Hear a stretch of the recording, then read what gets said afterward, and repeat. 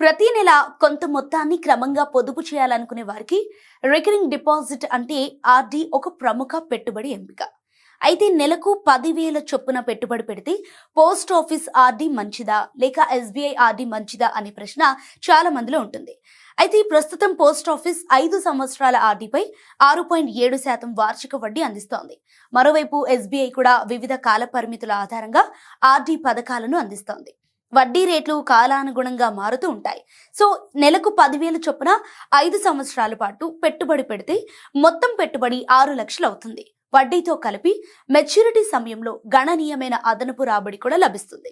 So భద్రత పరంగా చూస్తే పోస్ట్ ఆఫీస్ ఆర్‌డికి కేంద్ర ప్రభుత్వం మద్దతు ఉండటం వల్ల అత్యంత సురక్షితమైన పెట్టుబడిగా భావిస్తారు. ఇక మరోవైపు ఎస్‌బీఐ కూడా దేశంలోని అతిపెద్ద ప్రభుత్వ రంగ బ్యాంకు కావడంతో విశ్వసనీయత కూడా ఎక్కువగా ఉంటుంది.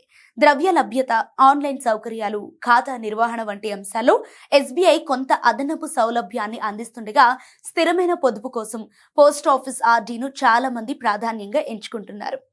పెట్టుబడి చేసే ముందు ప్రస్తుత వడ్డీ రేట్లు, కాలపరిమితి, మీ ఆర్థిక లక్ష్యాలను పరిశీలించడం మంచిదని నిపుణులు సూచిస్తున్నారు. మొత్తంగా చూస్తే భద్రత అండ్ స్థిరమైన పొదుపు కోరుకునే వారికి పోస్ట్ ఆఫీస్ ఆర్‌డి ఆకర్షణీయమైన ఎంపిక కాగా, బ్యాంకింగ్ సౌకర్యాలు అండ్ డిజిటల్ సేవలు కోరుకునే వారికి ఎస్‌బీఐ ఆర్‌డి మంచి ప్రత్యామ్నాయంగా నిలుస్తోంది.